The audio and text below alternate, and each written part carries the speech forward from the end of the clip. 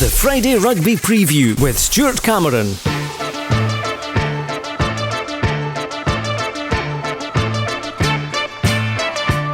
Hello and welcome to the Friday Rugby Preview, the first one of the new year, and as usual I'm joined by Robin Purdy, and we'll start by looking at tomorrow's games as it's a standby date. There's only a few matches happening, but very important ones nevertheless, and Robin, the first of them is as big as they get in the Premiership, Curry versus Hawick at Millennium Park. Good evening, Stuart. Yeah, isn't it a big old game for a standby weekend? Games don't really come much bigger than Curry v Hawick, and this is going to go a long way to determine who finishes where in terms of the, Curry, Mar and Hawick, third, second and first. Those are those are going to finish top three. It's just a case of what order.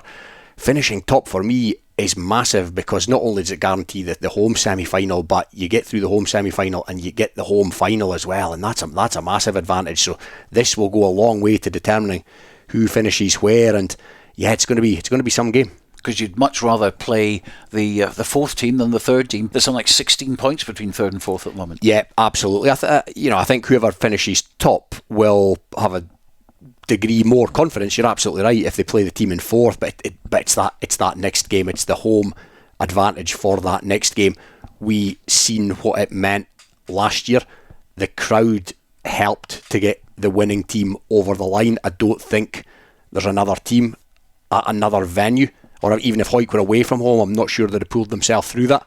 So it's massive, and if Hawick win at Millennium on Saturday, it's hard to see them not finishing top. I know they've got tricky other games, but it would put them in a great footing. Yeah, they're actually away for their remaining games now. Interesting, you don't often see that. They've got a run of 4 away games. Curry have got 3 home games. One's against Hawick, the upcoming one, but the following week they've got Mar. Interesting run-in for the 3 teams at the top, but it's an interesting run-in for the battle for fourth as well. Yep, and Herrick's Blues, of course, have got the opposite. They've got all home games. That's right, as well. They play Hawick, however. They've got Selkirk at home, Hawick at home, and Glasgow Hawks at home. So yeah, there's a real battle on for fourth as well. Now, Curry have lost 3 times this season, 3 in the space of 4 games, but they were all away from home. Millennium Park, they're a different animal. Yeah, seemed to be, and they did look like they had a wee bit of a wobble around that period. From the outside looking in, to my naked eye, Curry have had an upturn in fortune, an upturn in form when Charlie Brett, the fullbacks, came in. He's a really good player, and he missed a chunk of the early part of the season, and to me they just didn't look quite as potent, if you like, without him.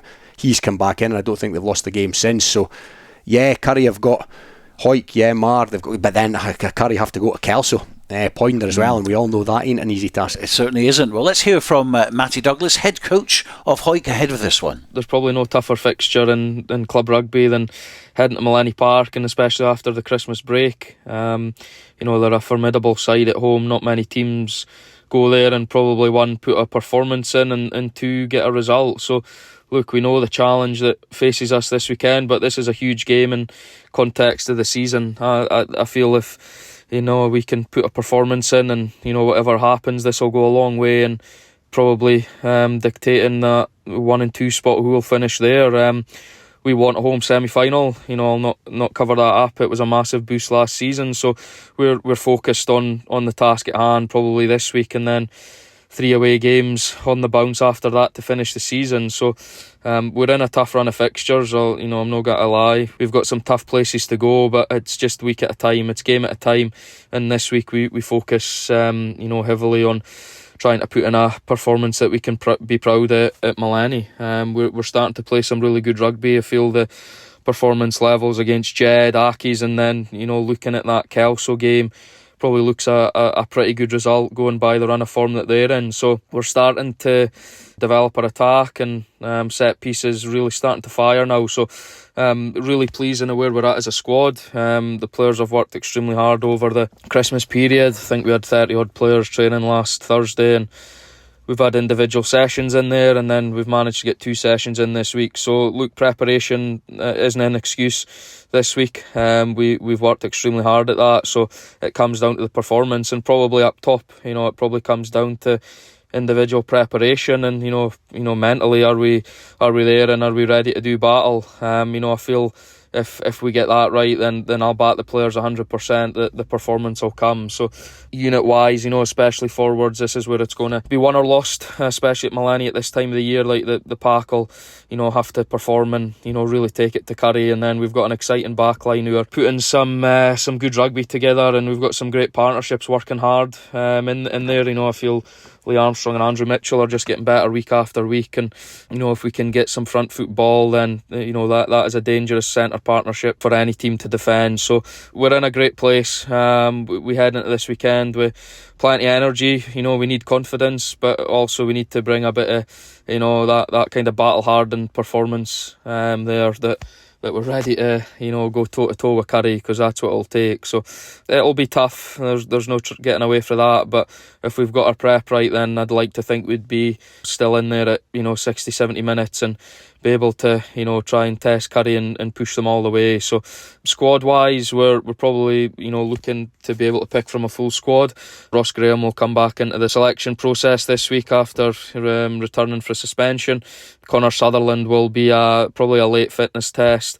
He took a knock against Jed, so we'll be fingers crossed that he'll pull through. And also Jay Linton's still suspended, but apart from that, we'll be looking to pick from a full squad, which we'll definitely need head into a tough fixture this weekend, but one that I'm definitely excited for, and we'll give it our best shot as ever. What a game to focus the mind. First one of the year. Oh yeah, that's one way to run the turkey and chocolate off, isn't it, for these players? And when everybody's fit and firing, they're probably the two strongest squads in the division. Omar have got a strong squad as well, but you look at some of the names and some of the the performers for Hawick this season. Andrew Mitchell's absolutely on fire.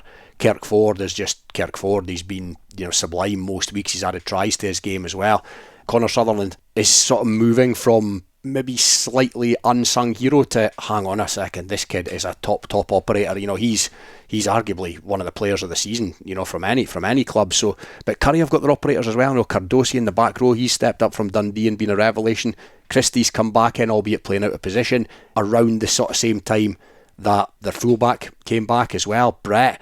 So that's helped, and yeah, it's just sure to be a ding dong. I think looking at the table, Hawick, it's hard to say they benefited from luck, but the weekend in December where the weather was absolutely horrendous, and I think that played a part in Mar winning without a bonus point, and I also think it played a part in Curry winning without a bonus point. Hawick had Jed at home. They, almost irrespective of the weather, were nailed on to get a bonus point win there, and that's just taken them into a place where they can lose this weekend and still finish first, and bonus points come the end of the season might be all important. That might really be a factor. So 13 out of 14 wins at the top of the table for Hawick on 61 points. Mar in second on 57, having played a game more than Hawick. But Curry on 56, having played the same number of games as Hawick. Really important to get that home semi-final in the playoffs, and you just feel, as you mentioned just there, even if they lose at Millennium Park, they're in a very strong position for that home match against the fourth place team. Yeah, they've still got tough places to go. They've got Musselburgh to go. Musselburgh posed them problems down at Mansfield. Heriot's away. You'd have to fancy Hawick, and you'd have to fancy them at Selkirk away as well. So they've got away games, but after this weekend, they're all winnable. That's for sure. But yeah, it's going to be an interesting next 3 or 4 games. Curry v Mar, you feel could go a long way to determine who actually finishes second. So fair to say the big three are home and host for 3 of the playoff spots, and the points difference between them and the others is large. But the contenders are Heriot's Blues in fourth at the moment, played 15, 44 points. Kelso played 14 with 40, Musselburgh played 15 with 40, and Embrackis played 14, but they're on 37, and they've proven that they're not very consistent, even though of course they beat Curry at Rayburn Place. For me, the more likely 2 contenders are Heriot's Blues and Kelso. I know Dale Clancy was saying you can't rule out Musselburgh either, but he thinks Embrackis are too far adrift. What's your own thoughts? Yeah, I'd be inclined to agree. Musselburgh have got Hoyk to play and they've got Marr to play as well, and Glasgow Hawks away, which isn't easy. Glasgow Hawks away is not easy as well. So I think by virtue of the fact that they've got those fixtures, it's going to make it tricky for them. Let's lay all cards on the table. On Musselburgh have been an absolute revelation this season, and if they were to finish fourth, it would be richly deserved. Heriots are thereabouts. Musselburgh don't have the luxury of a Super 6 team with players that can play down as well as play up. But Heriots, great achievement from them this season, given where they came from last season. But yeah, the story of the season for me would be if Kelso could secure that fourth position, having come up last year. And as far as I'm aware, well, largely the same squad. I don't think there was too many additions, if I'm right. And yeah, that would just about be the story of the season for me if Kelso could nick it. And there's no real reason why they can't. It would need to start with a win against Glasgow Hawks this coming weekend. Listening to the podcast, I don't think either team are at full strength. They've both got a number of personnel missing. I think Bruce McNeil, if he's not playing, that'll be cancelled out by Leckie not playing for Glasgow Hawks, and young Barber, who's been brilliant this season, if he's not playing for Kelso, then that's cancelled out to an extent by the hugely impressive McConkey not playing for Glasgow Hawks. He, to me, looks like a Super Series player all day long, and I don't think it'll be long before he's involved in that. So yeah, it's going to be a big old battle for Kelso through there. But yeah, if they really, really, really want to lay down a marker, then there's no better way to do it than to come back from Glasgow with a win. Well, that's our main commentary game tomorrow. It's going to be Dale Clancy and Sam Matthews in the commentary box at Balgray. Let's hear from Director of Rugby at Kelso, Neil Hinnigan. Yeah, it's not an easy fixture to have on being the 6th of January, and people have had holidays, some people are still on holiday, and so on. So yeah, it's difficult for planning. We have trained fairly well over the period that we've been off. We've had mainly fitness sessions, and some guys have done some stuff on their own and so on. So we've done what we can to be prepared. It's not ideal, but that's the same for everyone, and anyone that's playing this weekend will be under the same circumstances. So it's no excuses or complaints. That's the way it is. Obviously finished 2023 very well with a good win over Marr, and we've been on a good run of form. So heading through to Hawks, it'll be a tough game. Obviously their home record is pretty good. They've turned over some handy teams at home, and they've been very close against all the top teams at Balgray. So it's certainly going to be a tough ask. That's probably made a bit tougher. Obviously there's a few players missing. Bruce McNeil's on holiday, so he misses out. Nick Stingle and Robbie Tweedy are also away skiing. Hamish Tweedy's away to Australia. Charlie Marshall's still out long term in the front row. And the other situation in the backs is Archie Barber unfortunately picked up a nasty hand injury at training as well, so he misses out. The likes of Angus Robertson are still unavailable, so we're missing quite a few. Liam Tate is also unavailable, so he's had a broken hand as well, so he's just needing a bit longer time to heal. Archie Cummins still away in Australia, so yeah, there's a fair bit of reshuffling going on, but we still believe in the squad we've got. Murray Woodcock makes a timely return at the back row. Cammy Brown will play number 8. Andy Tate returns at 9 for Nick Stingle. We've got a big squad, we've got good numbers at training, so there is guys that deserve a chance, and there's a couple of people maybe from the bench might make their Premiership debut as well. So yeah, it'll be a tough ask for us, but as a team we've been fairly resilient over the last couple of seasons. We've surprised ourselves and a lot of people at times as well. When we've been backs against the wall, we've gotten a result. So there's no reason why we can't get a result at Hawks if we're on it, if the players are got the right attitude, and we're looking for the usuals to step up. Frankie Robson, Andy Tate, Murray Hastie, these guys up front, Grant Shields, who've still got a lot of experience, so if they can give us a bit more again and drag the rest along with them, we can hopefully get a result through in Glasgow, which would just keep our season going. If we don't, that's it. We'll regroup and we'll go again. We've got some exciting games still to play after that, so it's not the be-all and end-all this match, but it's one we'd certainly like to win, and we know that it's going to be a really tough outing, given that I think Glasgow Hawks are a little bit annoyed with their performance at Poynter, and they'll be out for revenge. So a test for the depth of the Kelso squad, also a test for the Hawks squad, as you mentioned, because they've got a few players off. So injuries and holidays playing their part, but that's what happens when you have a standby date, January the 6th. Just going to say that's a standby game, January the 6th, and it's to an extent going to even out on both teams. Looking at the previous game, I think the Hawks coach Andy Hill was really unhappy with how they performed that day. Kelso, I believe, beat them up a wee bit, and he wasn't particularly impressed. And Kelso are coming off the back of giving Mara, a real beating as well. So yeah, they come into it in good fettle. I'm sure they will have been working hard over the break. Probably a wee bit easier for Kelso. Glasgow Hawks, a few other guys will be away. McConkey goes back to Ireland and all that kind of thing. So I think maybe the Hawks have had a wee bit of a problem with numbers through the break.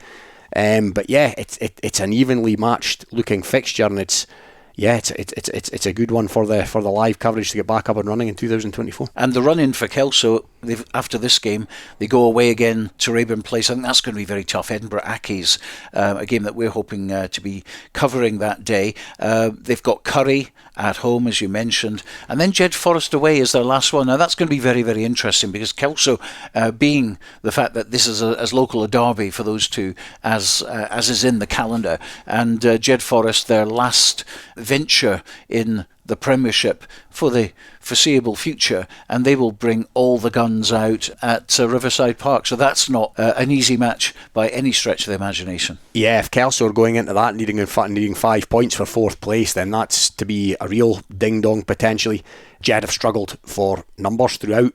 Now that they're officially down, is that going to change, or is it possibly going to get worse? Is interest going to tail off even more? That will remain to be seen. But yeah, that's got the, if there's all to play for from a Kelso perspective, then Jed will be out to give him a bloody nose on that occasion, that's for sure. But Kelso have got big fixtures. Hawks away, Accies away. Accies a bit Jekyll and Hyde this season, really inconsistent. Kelso can win that, absolutely. It was certainly, towards full strength. Curry at home, that's mouth-watering as well. There's a lot left in this season. There's a lot left in this season, particularly for Kelso. In National 1, not so much really, because Ayr have run away with it. But you look at the clubs between them, so you've got Gala in second and Biggar down in eighth, and there's not many points really separating all those teams. And Biggar will be playing Gala tomorrow. And let's catch up with Ewan Swinton, Director of Rugby at Gala. Our most recent game against Melrose, which we managed to fit in on Boxing Day, was a really good, tough match for the players to keep in shape. Didn't quite go our way, but there was certainly plenty of good performances, some quite strong forward play, and some nice running as well. Great crowd. It was a great event. It shows that if you give the people what they want in rugby terms, then they will come and watch. So to have 2,000 people at a club game in Scotland at any time of the year is great. But the Waverley Cup's a great occasion. So we move on now to Saturday with an away trip to Biggar. It's a rearranged game. Biggar are going great guns at the moment, and we'll need to pick up the performance a wee bit from the Boxing Day match to get anything out of it at all. We know that Biggar is a really tough place to go. Biggar were flattering to deceive earlier in the season, but even at that point they gave us a very hard game at Netherdale, and we did well to come away with 5 points that day. On Saturday coming, we'll have one or two of those who were missing on Boxing Day back. We'll have Tim McCavanagh and Glenn Brock adding a little bit of ballast to the pack, so we should be a wee bit stronger there. And we will hopefully see a little bit more of Mason Brown, our new scrum half. He didn't last too long before being rather harshly yellow carded against Melrose. But yeah, we'll certainly hope to see more of his flair coming into the game. We will work very hard. The boys will give a really hard shift on Thursday night to be ready to go up to Biggar. We know that we'll face a really tough challenge in the forwards, and their backs will be coming at us too. So we are confident, as always. This club, this group of players have got loads of ability. We've improved as the season goes on, and I think that an away win at Biggar would be a further mark of improvement. And there's every reason to be confident that we can achieve it, but it'll only be achieved by the dint of really hard work and graft. So that graft will be put in, and the boys will hopefully get everything that they deserve from the game, and that will hopefully be a win. Now, this is radio, not television, but I will describe the fact that I have a dictionary in front of me at the moment. I'm just going to finger through, and positivity. There it is, Ewan Swinton. Ewan Swinton. Yeah, positivity. That's what you find there. And I think if you were to look up the dictionary or some kind of guide of places you don't want to go on the 6th of January, it would probably be Hartree Mill, wouldn't it? Absolutely. So place. It's going to be a tough ask for Gala. Biggar have got their act together after a really indifferent, poor, if you want to call it that, start to the season by their normally pretty high standards. But yeah, it's going to be a tough game. Gala will be looking for a strong run in to build for. Gala look like they're in a wee bit of a real rebuilding phase. We've said that early, across the course of the season.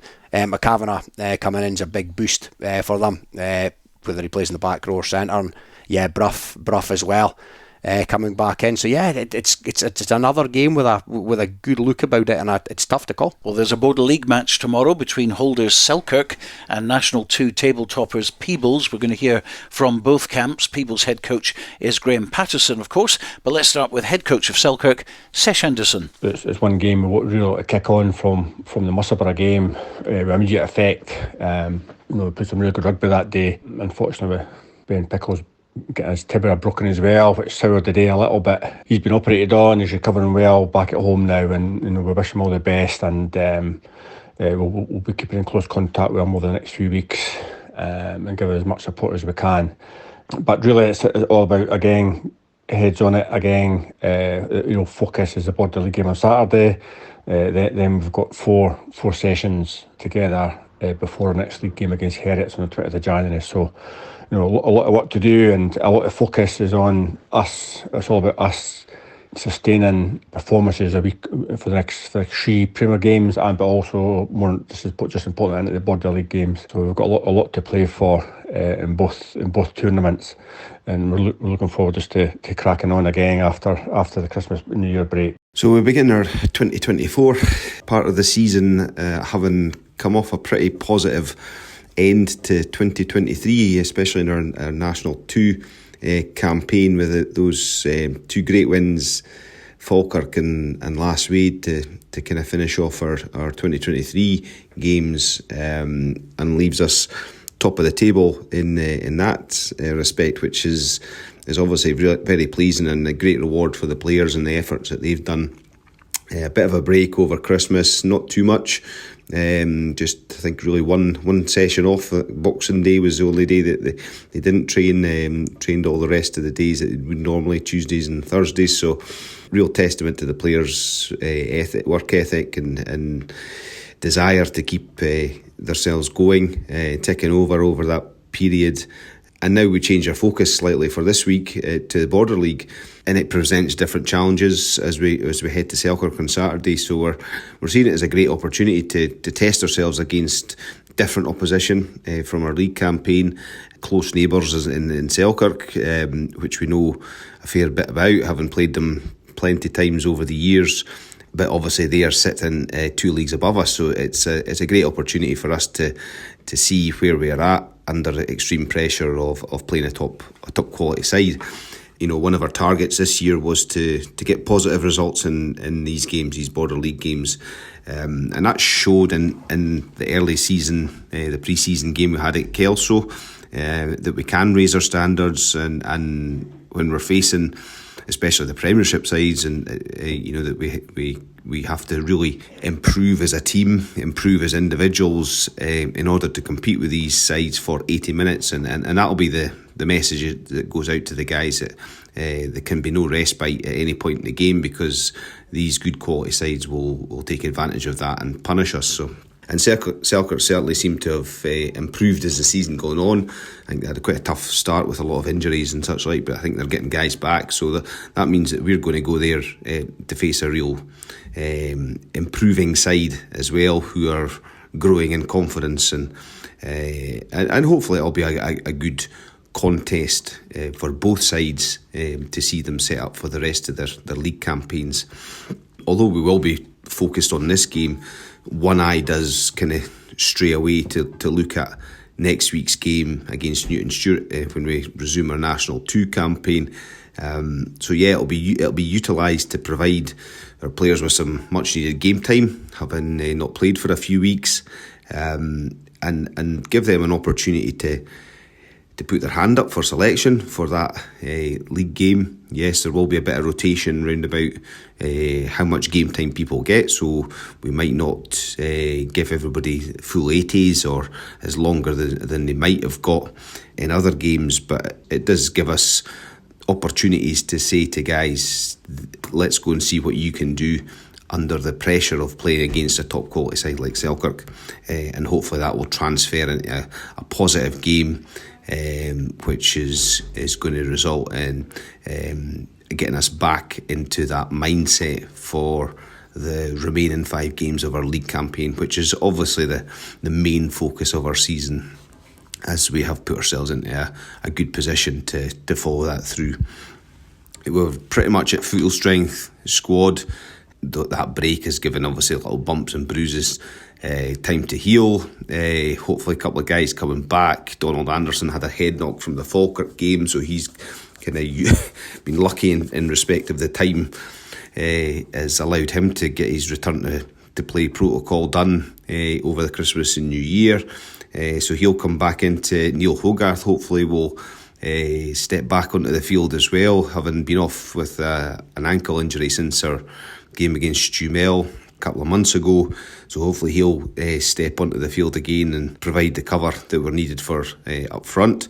And that gives us a wealth of experience coming back into the squad, which will be key playing against somebody like Selkirk. So we have a lot of young guys in our squad who are enthusiastic, who are skillful, but maybe just need that direction on the park. Matty Carrier and Ross Brown do a lot of that, and hopefully they'll be supplemented as well from Donald and Neil coming back into the squad. But yeah, we're looking ahead and really in a positive frame of mind to go and play Selkirk. We know it's going to be difficult, but we're hoping to provide them with a true stern test as well.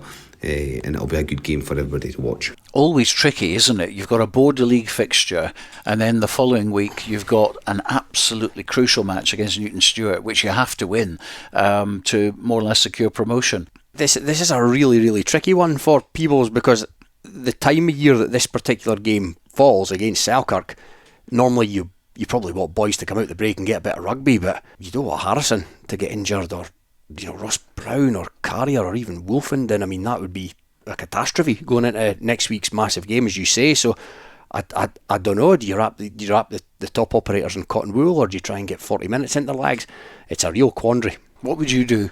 The likes of Harrison and Carrier would not be even getting on the bus, even remotely close to the bus, if it was up to water carriers.